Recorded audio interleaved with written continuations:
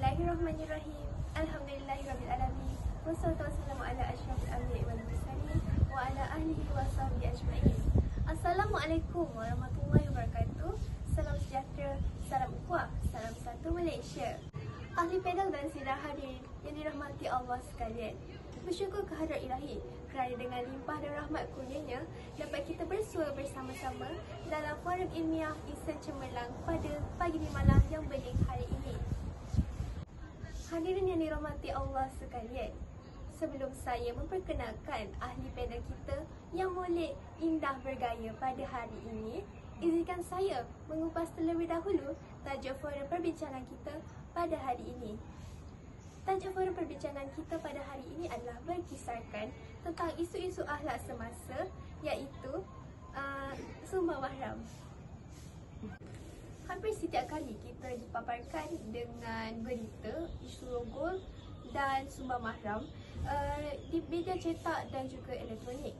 Ada juga kes yang tidak dapat diterima oleh kewarasan akal fikiran, seperti datuk merogol cucu, bapa kandung merogol anak kandungnya sendiri, serta abang merogol adiknya. Dalam konteks kanak-kanak, mereka seringkali diingatkan supaya lebih berwaspada terhadap orang asing.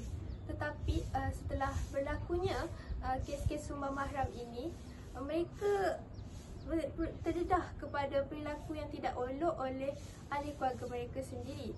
Hal ini amatlah sangat berat kerana dengan terjadinya benda-benda tersebut, mereka terdedah dan hilang kepercayaan terhadap ahli keluarga mereka sendiri. Pada 19 Mei 2020 yang lalu, Ekoran Pelaksanaan PKP, seorang bapa telah didakwa melakukan sumbang mahram dengan anak kandungnya sendiri yang pada ketika itu berusia 18 tahun. Perbuatan ini disifatkan sebagai sesuatu yang sukar diterima akal, apatah lagi ianya dilakukan oleh masyarakat yang bertamadun dan maju. Ini menjelaskan kepada masyarakat bahawa masih ada segelintir masyarakat yang mempunyai taraf akhlak yang rendah dan tiada nilai-nilai murni dalam dirinya sendiri. Apa yang pasti, jika permasalahan ini diteruskan dan tidak ditangani, ianya mungkin akan menjadi lebih parah dan yang mampu meruntuhkan institusi keluarga seterusnya secara keseluruhan kepada masyarakat. Tapi kepincangan yang berlaku di negara kita ini, marilah kita mengetahui apa sebenarnya yang dimaksudkan dengan sumbang mahram. Baiklah, sumbang mahram atau incest diertikan sebagai perilaku penzinaan antara seseorang yang mempunyai pertalian darah dengan mangsa. Ia juga boleh didefinisikan sebagai hubungan jenis antara seseorang yang mempunyai tali persaudaraan, contohnya bapa kandung dan anaknya, datuk dan cucunya, adik-beradik dan bapa saudara serta anak saudaranya. Hubungan perkahwinan di antara mereka adalah tidak sah, salah di sisi undang-undang serta adat resam dan juga agama. Baiklah sidang hadirin sekalian, setelah mengetahui serba sedikit mengetahui apakah itu sumbang mahram, molek kiranya sekiranya kita berkenal-kenalan dulu dengan dua orang ahli panel kita yang sedia hadir pada hari ini. Baiklah, di sebelah kanan saya, saudari Aisyah Afiqah binti Zulkarnian. Selamat datang saudara, apa khabar? Baik, Alhamdulillah. Terima kasih kerana mendengar khabar saya. Baiklah, di sebelah kiri saya pula, anggun lagi cantik serta ayu, persis nama juga, saudari Adira Aini binti M. Ibrahim sebagai panel kedua. Selamat datang saudari. Terima kasih kepada moderator. Alhamdulillah saya baik dalam keadaan yang sihat. Usai salam perkenalan daripada ahli panel kita yang sudi hadir pada hari ini, kembali kita kepada topik perbincangan forum kita, iaitu mengenai sumbang mahram. Sidang hadirin, kita telah mengetahui apakah itu yang dimaksudkan dengan sumbang mahram. Oleh itu, apakah contoh sumbang mahram? Bagi menjawab persoalan ini, izinkan saya merujukan soalan mengenai contoh perilaku sumbang mahram daripada pandangan panel pertama, saudari Afiqah. Dipersilakan. Kepada saudari Aira, pengurusi majlis yang cantik bergaya pada hari ini. Jadi saya akan menjawab soalan pengurusi majlis, iaitu apa contoh-contoh perilaku sembah maram tu? Okey, contoh-contoh perilaku sembah maram sebenarnya dan seperti kita tahu, sejak daripada kita kecil, sebelum saya masuk pada contoh, saya rasa baiklah kita mengetahui apa itu sentuhan selamat dan juga sentuhan tidak selamat. Okey, kita tahu daripada kecil kita diajar untuk mengetahui sentuhan selamat dan juga sentuhan tidak selamat untuk mengelakkan diri kita daripada berlakunya perkara-perkara yang tidak diingini lah. Okey, jadinya obviously ataupun secara terangnya kita tahu bahawa sentuhan tidak selamat itu mendorong kepada perilaku sembah maram. Ya, apa contoh dia adalah meraba ataupun menyentuh bahagian-bahagian sensitif, kawasan yang sulit seperti bahagian dada, bahagian kemaluan, bahagian punggung. Jadi contoh-contoh tersebut sepatutnya kita sebagai seorang penjaga ataupun sebagai ibu bapa ataupun sebagai diri sendiri kena aware lah, kena macam orang kata kena ambil serius lah benda tu agar tidak berlaku pada diri kita dan juga orang di sekeliling kita. Terima kasih kepada panel pertama kita atas ledaran idea mengenai contoh perilaku sembah mahram yang bernas lagi utuh. Baiklah, sebentar tadi panel pertama kita ada membincangkan mengenai contoh perilaku sembah mahram seperti terkena gangguan sentuhan tidak selamat seperti meraba, menyentuh bahagian-bahagian yang tidak sepatutnya seperti private part. Baiklah, sekiranya masyarakat pernah mengalami sentuhan-sentuhan tersebut, mereka hendaklah segera melaporkan kepada pihak berkuasa, kerana sekiranya kita membiarkan perkara itu terjadi oleh ahli keluarga mereka sendiri, lambat laun juga mungkin mangsa terkesan seperti mengandung anak luar nikah. Baiklah, kita tidak mahu benda-benda tersebut terjadi. Oleh itu, jangan takut untuk melaporkan perilaku-perilaku tersebut walaupun pesalahan merupakan daripada ahli keluarga mereka sendiri. Kerana sekiranya dibiarkan, lambat laun apa yang jadi kan? Baiklah, terima kasih atas pandangan tersebut. Seterusnya saya juga berbalik kepada panel kedua. Saya ingin menanyakan soalan yang sama, iaitu contoh perilaku sembah mahram tetapi daripada perspektif panel kedua kita, iaitu saudara Ayuni. Terima kasih kepada moderator atas soalan yang diajukan. Pada pandangan saya, contoh sembah mahram secara generalnya adalah hubungan sejenis antara sang pelaku sembah mahram itu dengan bapa ataupun anaknya sendiri, dan sembah mahram ini adalah suatu hubungan jenayah seksual antara pendera dan juga mangsa yang mempunyai talian persaudaraan kepada pelaku tersebut. Terima kasih kepada panel kedua kita di atas pendapat penerangan yang bernas lagi utuh sebentar tadi. Baiklah, sekarang sudah terang lagi bersuluk banyak perilaku-perilaku yang berkaitan dengan sembah mahram. Oleh itu, sembah mahram juga telah menyebabkan mangsa mengalami kemurungan yang mendalam dalam kehidupan mereka. Hal ini tidak seharusnya terjadi kerana ahli keluarga sewajarnya menjadi insan yang paling dipercayai daripada orang lain. Lebih buruk lagi apabila mangsa terdorong untuk melakukan perkara-perkara yang luar akal fikiran seperti membunuh diri kerana tidak sanggup lagi untuk tinggal serubung dengan ahli keluarga yang cuba mengambil kesempatan terhadap diri mangsa. Baiklah, bagi membendung masalah ini, daripada terus menular, kita hendaklah mengetahui punca sebenar mengapa sembah mahram ini kian berluasa, mengapa ianya sering terjadi. Baiklah, oleh itu saya mempersilakan saudari panel pertama kita, iaitu saudari Aisyah Afiqah, untuk menjawab persoalan. Terima kasih kepada saudari Aira atas soalan yang diajukan sebentar tadi. Jadi hari ini saya akan ceritakan beberapa faktor yang mungkin menjadi asbab kepada pelaku-pelaku jenayah sembah mahram yang berlaku dalam masyarakat kita. Okey, faktor yang pertama adalah kurangnya kefahaman agama dan juga tidak mengaplikasikan agama dalam kehidupan seharian. Okey, kenapa saya menyebutkan begitu? Kerana majoriti daripada kita kadang-kadang tahu bahawa jenayah tersebut adalah salah di sisi undang-undang maupun di sisi agama kita sendiri. Jadi kenapa mereka masih melakukan jenayah tersebut ataupun dosa tersebut? Disebabkan mereka tidak mengaplikasikan agama itu sendiri dalam kehidupan seharian mereka. Maka terjadilah jenayah-jenayah yang berlaku dalam kalangan masyarakat kita. Contohnya sembah maram. Okey, ada satu kes yang saya baca itu ada seorang ibu yang memaksa anak gadisnya sendiri untuk melayan nafsu bapa kandung kepada gadis tersebut. Maksudnya melayan nafsu suami dia lah kan. Sebabnya ibu ni tidak mampu untuk melayan suaminya kerana kerap sakit, kerana terlalu kuat bekerja. Jadi dia menyuruh anaknya menggantikan tempatnya. Itulah. Jadi dan kita tahu bahawa gadis tersebut menolak paksaan ibu tersebut, tapi masih lagi ibu tu menyuruh anaknya melayan bapa kandungnya sendiri.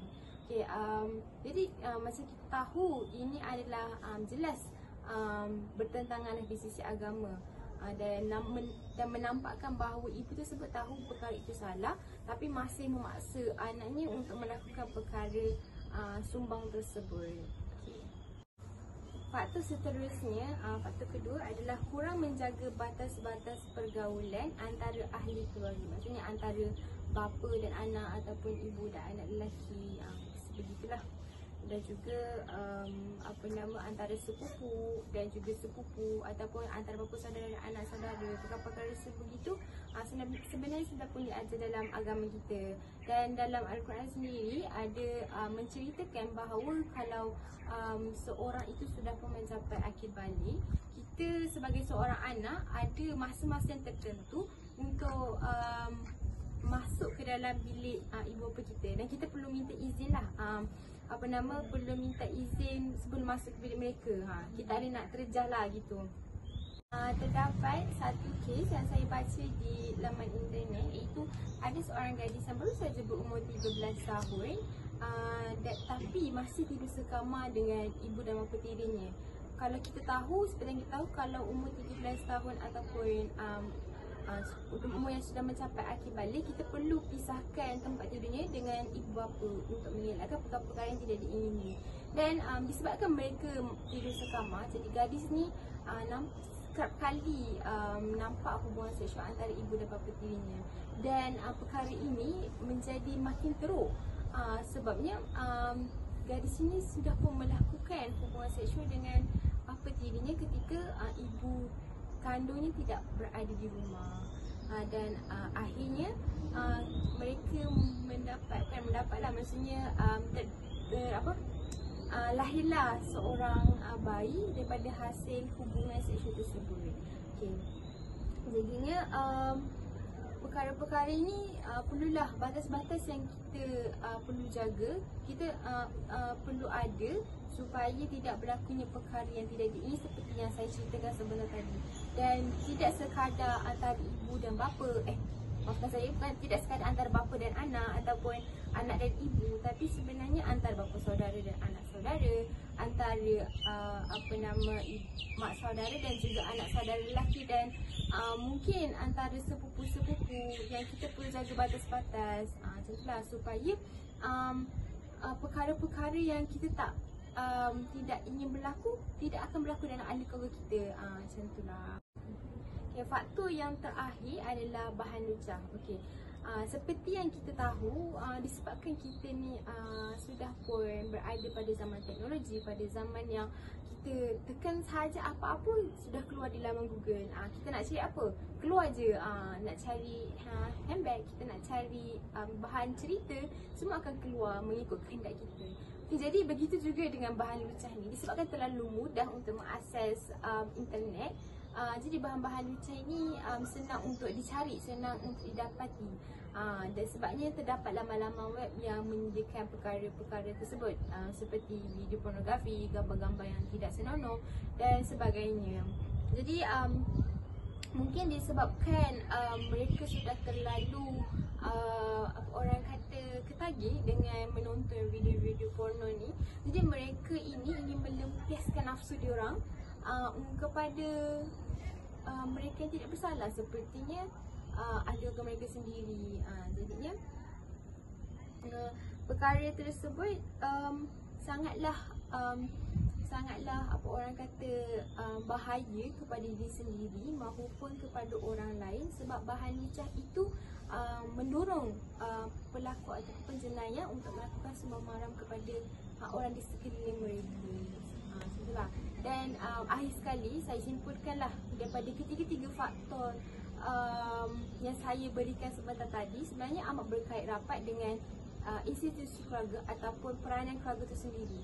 Sebenarnya kalau kita tengok macam mana kita nak mendapat satu institusi keluarga yang mantap orang kata, dengan ahli keluarga tersebut memainkan peranan, iaitu ibu dan bapa tersebut perlu memberi didikan agama kepada anak-anak mereka, perlu menjadi contoh tauladan yang baik, menunjukkan sifat-sifat yang baik dan mengajarkan mereka perkara-perkara yang membendung diri mereka daripada terjebak kepada pelakuan sembah maram ini.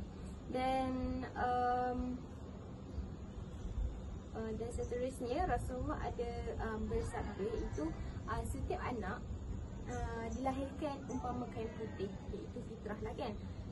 Ibu apalah yang bertanggungjawab untuk mewarnakan dan mencorakkannya, sama ada untuk menjadi Yahudi, Nasrani dan Majusi. Tetapi setiap manusia mempunyai hak untuk mencorakkan kehidupan, bukannya hanya bergantung kepada ibu bapa sahaja. Hadis riwayat Bukhari. Okey, jadi seperti kita tahu, daripada hadis tersebut telah mengatakan bahawa ibu bapa itu adalah memainkan peranan yang penting, tapi pada perakhiran cerita tu berbalik kepada diri kita sendiri juga. Sama ada kita ingin melakukan perkara yang tidak baik ataupun tidak baik, kita boleh memilih antara salah satu. Jadi pilihlah orang kata pilihan yang bijak orang kata. Gitu. Jadi akhir sekali saya menutup perbincangan, maksudnya saya menutup saya punya keseluruhan ini dengan satu persoalan yang saya mengajaklah ahli panel kita dan juga moderator kita sendiri dan juga para penonton kita untuk berfikirlah, kalaulah kita tidak membendung sembah maram ini dalam ahli keluarga kita sendiri, apa yang akan terjadi pada masa hadapan negara sekiranya perkara ini semakin merebak dari masa ke masa. Jadi saya berbalik kepada moderator kita yang cantik dan manis untuk teruskan forum ini. Sungguh intelektual pemikiran panel pertama kita di atas senjakan idea mengenai faktor-faktor berlakunya sembah maram dalam kehidupan masyarakat kini. Sudah terang dan tidak dapat disangkal lagi bahawa tonggak keharmonian keluarga datangnya daripada institusi kekeluargaan yang mengamalkan nilai-nilai agama mereka dalam kehidupan. Allah SWT telah menggariskan batas-batas pergaulan dalam keluarga. Ternyata perintah Allah SWT itu adalah bukan sahaja-sahaja, akan tetapi adalah untuk menjamin kesucian dan kehormatan buat umat-umatnya. Bukan itu sahaja, faktor masyarakat yang sering mengakses kepada bahan-bahan lucah seperti Pornhub merupakan salah satu faktor berlakunya sembah maram ini. Mereka mengaplikasikan apa yang mereka dapat daripada akses-akses kepada bahan-bahan pornografi tersebut kepada ahli keluarga mereka sendiri kerana ingin melampiaskan nafsu-nafsu mereka kepada orang yang terdekat. Yelah, sekarang nak buat ke orang lain susah. Jadinya mereka sanggup melakukan benda-benda yang tidak sepatutnya, yang tidak seronok itu kepada ahli keluarga mereka sendiri. So, jadinya ianya merupakan sesuatu yang di luar jangkaan fikiran dan ia merupakan salah satu faktor berlakunya sembah maram itu. Baiklah, sidang hadirin yang dirahmati Allah sekalian, kita masih berada dalam forum insan ilmiah yang cemerlang ini. Oleh itu sekarang mari kita memperdengarkan pula pendapat daripada panel kita yang kedua mengetahui cara-cara untuk orang kata cara-cara untuk mengatasi sumber mahram ini daripada terus menular. Oleh itu, saya mempersilakan saudari Ayu ni untuk membentangkan mengenai cara-cara daripada mengelakkan sumber mahram ini daripada terus menular. Terima Dipersilakan. kasih kepada saudari moderator kita atas soalan yang dikemukakan. Jadinya hari ini saya akan mengupas sedikit tentang langkah-langkah yang boleh kita ambil untuk mengatasi gejala sumber mahram ini daripada terus merebak ke komuniti sekarang. Jadinya sudah tentu langkah pertama yang boleh kita ambil adalah dari sudut keluarga itu sendiri. Kita boleh mengutuhkan institusi keluarga dengan meluangkan masa bersama, makan bersama-sama ataupun melakukan aktiviti bersama-sama apabila ada masa terluang. Hal ini kerana apabila kita lebih meluangkan masa bersama keluarga, kita boleh mendengar masalah antara satu sama yang lain. Kita boleh meminta pendapat daripada ibu atau bapa kita jika kita ada masalah dan sebagainya. Apabila kita tidak mengutuhkan institusi keluarga ataupun kita buat dalam keluarga itu sendiri, kita buat hal sendiri ataupun kita tidak mengambil berat antara satu sama yang lain, kita akan merenggangkan hubungan antara satu sama lain. Jadinya apabila kita ada masalah ataupun ahli keluarga kita itu sendiri ada masalah, mereka akan pendam ataupun simpan sendirian dan itu akan menyebabkan mereka kemurungan ataupun lebih parah lagi mengakibatkan masalah mental. Jadinya apabila mereka menghadapi masalah seperti ini, mereka akan tidak akan dapat membezakan antara apa yang waras atau apa yang mereka boleh lakukan dengan apa yang mereka tidak boleh lakukan, dan tidak mustahil mereka sendiri akan terjebak dengan perkara sumber mahram ini. Jadinya langkah yang pertama ini adalah sudah semestinya terletak pada institusi keluarga itu sendiri. Dengan pengukuhan institusi keluarga itu, sudah sedikit sebanyak mereka dapat mengatasi gejala ini daripada terus merebak. Langkah seterusnya saya akan pergi kepada skop yang lebih kecil, iaitu daripada sudut ibu bapa. Jadinya ibu bapa perlulah menitik beratkan didikan agama yang sempurna kepada anak-anak mereka daripada anak mereka sejak kecil lagi. Ibu bapa perlulah mengambil inisiatif awal dalam membentuk peribadi anak-anak berlandaskan ajaran Islam yang sebenar.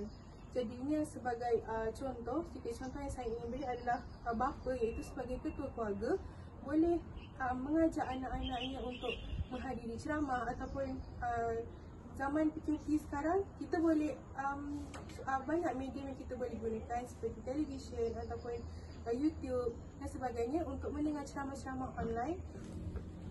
Hal ini dapat memberikan kesedaran kepada anak-anak mereka tentang apa yang mereka boleh buat dan juga apa yang mereka tidak boleh buat dalam kehidupan seharian mereka. Langkah seterusnya adalah perlu dilaksanakan oleh pihak kerajaan. Kerajaan boleh membuka bantuan atas talian yang dapat membantu mangsa-mangsa tersebut untuk mendapatkan pembelaan yang sewajarnya. Jadinya terdapat sesetengah keluarga yang memilih untuk berdiam diri ataupun menyimpan masalah ini daripada diketahui oleh masyarakat. Hal ini disebabkan mereka takut maruah mereka tercalar dan sebagainya. Jadinya mereka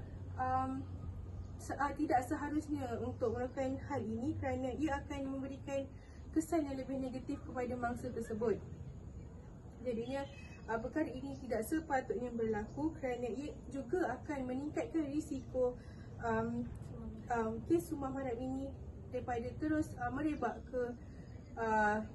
merebak ke masyarakat zaman kini. Jadinya apa yang boleh mereka lakukan adalah mangsa itu sendiri menggunakan bantuan atas talian yang disediakan oleh kerajaan ini untuk mendapatkan pertolongan daripada pihak berkuasa.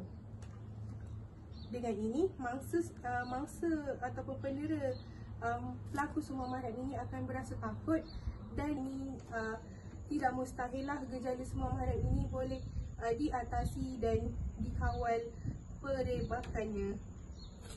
Ya, saya juga ingin menambah apa yang dikatakan oleh panel kedua sebentar tadi, di mana apabila seseorang contohnya pesalah itu sudah dilaporkan kepada pihak berkuasa, sudah tentu ianya akan diberkas oleh pihak yang bertanggungjawab. Jadinya masalah tersebut akan dapat dihentikan dan mungkin pesalah tersebut akan mendapatkan ditempatkan di pusat-pusat pemulihan akidah. Baiklah, begitu hebat sekali kata-kata dan wacana yang diutarakan oleh panel kedua kita sebentar tadi.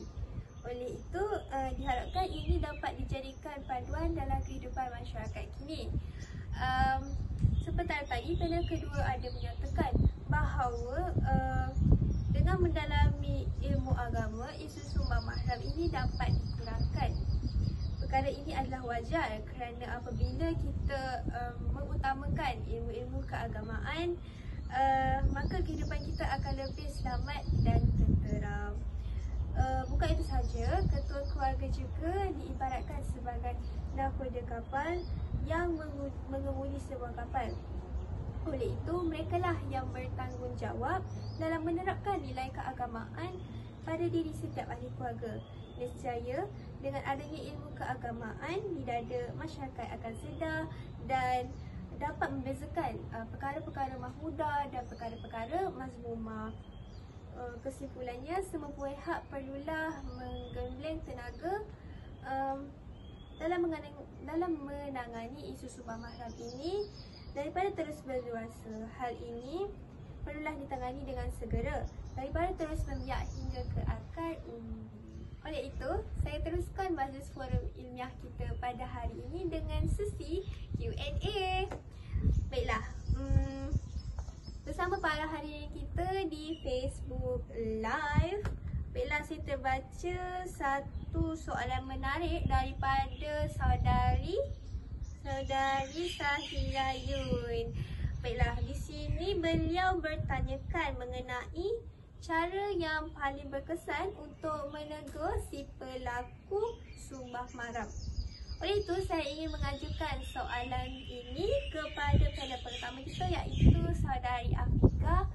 Baiklah, Pada saudari Sahirayun atas soalan yang diajukan sebentar tadi. Jadi yang pertama, saya kongsikan langkah yang pertama ataupun cara yang pertama macam mana kita nak menegur pelaku si jenayah sumbang mahram ni. Sebenarnya cara ni adalah sudah pun diajar oleh Rasulullah step by step.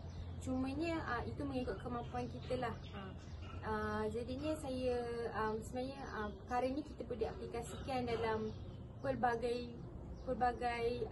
cabang lah, macam tak semestinya dalam sumbang mahram je kita perlu menggunakan cara ni, tapi sebenarnya semua benda kita boleh aplikasikan benda ni mengikut kemampuan. Okey, yang pertama adalah Rasul ajar kalau kita mampu kita boleh mencegah perkara mungkar dengan tangan. Maksudnya mencegah perkara mungkar dengan tangan ni adalah sekiranya kita ada kuasa, tangan tu bermaksud kuasa lah. Sekiranya kita ada kuasa, kita boleh mencegah perkara tersebut dengan kuasa yang kita ada. Contoh sebagai seorang orang atasan macam polis ataupun pihak-pihak yang bertanggungjawab yang boleh membina perkara sumbang mahram ni, sepatutnya mereka perlu melakukan sesuatu supaya jenayah ni tidak menular dalam kalangan masyarakat kita.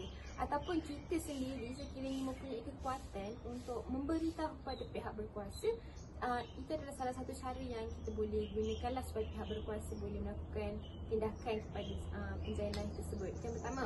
Yang kedua adalah sekiranya kita tak mampu untuk mencegah dengan tangan, berjaya penghukuman dengan tangan, kita boleh mencegah kemungkaran tersebut dengan mulut ataupun orang kata nasihat lah. Maksudnya kita sebagai seorang yang kenal dengan pelaku pesalah tersebut, so sepatutnya kita ni menegur si pesalah supaya berhenti daripada melakukan sumbang mahram tersebut. Maksudnya kita adalah membiarkan perkara itu daripada dia meneruskan perkara tersebut tanpa apa-apa tindakan. Tapi sekiranya kita mampu juga untuk menegur ataupun untuk memberitahu kepada pihak berkuasa, ujilah dengan hati. Maksudnya itu adalah selemah-lemah iman yang kita boleh lakukan. Maksudnya kita jangan sesekali reda dengan satu maksiat, sebab sekiranya kita reda dengan satu maksiat, itu adalah maksiat juga. Contohlah itu pun satu hadis yang saya baca. Jadi itulah antara tiga cara yang kita boleh pilih sebenarnya. Kuasa mulut dengan benci dengan hati. Maksudnya sekiranya kita tak mampu langsung berjalan dengan hati, tapi seeloknya laporkanlah kepada pihak berkuasa. Itu adalah yang paling terbaik lah sebenarnya. Macam mana kita nak mencegah ataupun menegur si salah tersebut supaya disedar akan salah yang dilakukan. Okay, terima kasih atas soalan yang sangat bernas dan sangat mencabar pada hari ini. Saya balik kepada moderator. Wow, amat menarik ya penerangan yang jelas mengenai soalan jawapan kepada soalan adik Sahiranya di Facebook Live kita. Baiklah, sekarang saya juga ada terbaca di ruangan komentar daripada saudara Aikar Rafiq berkenaan dengan bagaimana cara untuk membantu mangsa sumbang mahram daripada terus menjadi mangsa. Oleh itu saya serahkan soalan ini kepada panel kita yang arif mengenai isu sumbang mahram, iaitu Saudara Ayuni. Dipersilakan. Terima kasih kepada saudara Aikar Rafiq atas soalan yang dikemukakan. Jadinya soalan itu adalah soalan yang sangat bagus kerana saya tahu sekarang ini disebabkan oleh penularan sumbang mahram ini, jadinya ramai antara rakan-rakan atau kenalan rapat dengan mangsa mahu menolong tapi tidak tahu cara yang tepat untuk menolong mangsa-mangsa tersebut. Jadinya saya akan berkongsi sedikit berkongsi sedikit cara untuk yang paling berkesan untuk membantu mangsa-mangsa tersebut. Jadinya cara yang boleh dilakukan adalah dengan melaporkan kepada pihak yang berkuasa. Jadinya seperti apa yang saya sudah pun terangkan tadi, iaitu pihak kerajaan telah menyediakan satu bantuan atas talian yang dapat memberikan pembelaan yang sewajarnya kepada mangsa.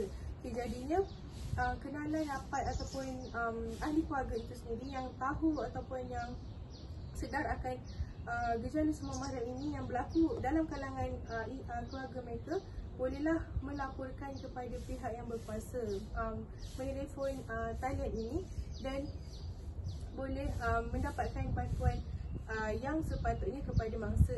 Jadinya ataupun jika mangsa itu sendiri mahu melaporkan juga boleh. Jadinya janganlah bila terlibat dengan kes ini ataupun terlibat dengan gejala sumbang mahram ini terus senyap ataupun ingin menutup, ingin pendam, janganlah seperti itu, sebab ia akan memberikan kesan yang lebih negatif pada masa akan datang. Dan juga si pelaku tersebut pun tidak akan mendapat tindakan yang ataupun mendapat tindakan yang sepatutnya. Jadinya bila kita serahkan kes ini kepada pihak yang lebih berkuasa, sudah tentunya pihak yang lebih berkuasa akan memberikan hukuman yang setimpal kepada pelaku tersebut. Jadinya mereka juga akan insaf, tak pun mereka akan lebih takut untuk melakukan melakukan gejala sumbang mahram ini pada masa akan datang. Jadinya bolehlah kita sebagai masyarakat ataupun terdekat, orang terdekat kepada mangsa boleh menggunakan inisiatif ini untuk membantu mangsa-mangsa tersebut. Jadinya bolehlah kita dapat mencegah masalah gejala sumbang mahram ini daripada terus menyebar ke komuniti ataupun ke masyarakat zaman kini. Okey, terima kasih. Saya serahkan semula kepada moderator kita. Terima kasih kepada panel kedua di atas penerangan jawapan yang jelas terhadap soalan daripada saudara Aikar Rafiq di Facebook Live sebentar tadi. Baiklah, di sini saya ingin menambah talian hotline talian kasih adalah 15999. Saya ulang, 15999. Saya harap para penonton live kita pada hari ini dapat menyimpan nombor tersebut sebagai langkah berjaga-jaga terhadap isu sumber mahram ini. Tajuk ini saya ambil daripada LPPKN government.my. Baiklah, terima kasih juga saya ucapkan kepada kedua ahli panel kita kerana sudi hadir dan menyuarakan pendapat masing-masing. Moga apa yang kita dengari tidak sekadar masuk telinga kanan, keluar telinga kiri. Nampaknya masa amat mencemburui kita. Sebelum berakhir, mari kita sama-sama menepuk tangan untuk diri sendiri kerana berjaya dengan tekun mendengar perbincangan kita pada hari ini. Kesimpulannya, perkara yang berkaitan dengan masa ini bukanlah suatu perkara yang patut kita pandang remeh. Setiap individu mempunyai tanggungjawab dalam membendung kemela ini daripada terus menjadi bara. Sebelum mengakhiri bicara forum kita pada hari ini, terimalah serangkap pantun yang berbunyi: tuailah padi antara masak, esok jangan layu-layuan. Mintalah kami antara nampak, esok jangan rindu-rinduan. Sekian saja untuk hari ini. Terkasar bahasa, tersilap bicara, mohon dimaafkan. Sesungguhnya yang baik itu datangnya daripada Yang Maha Pencipta, dan yang kurang elok itu datangnya daripada kekhilafan diri kami sendiri. Wallahualam. Saya akhiri forum ilmiah kita pada pagi ini dengan lafaz yang mulia. Wabillahi taufiq wal hidayah. Wassalamualaikum warahmatullahi wabarakatuh. Assalamualaikum. Salam sejahtera. Terima kasih.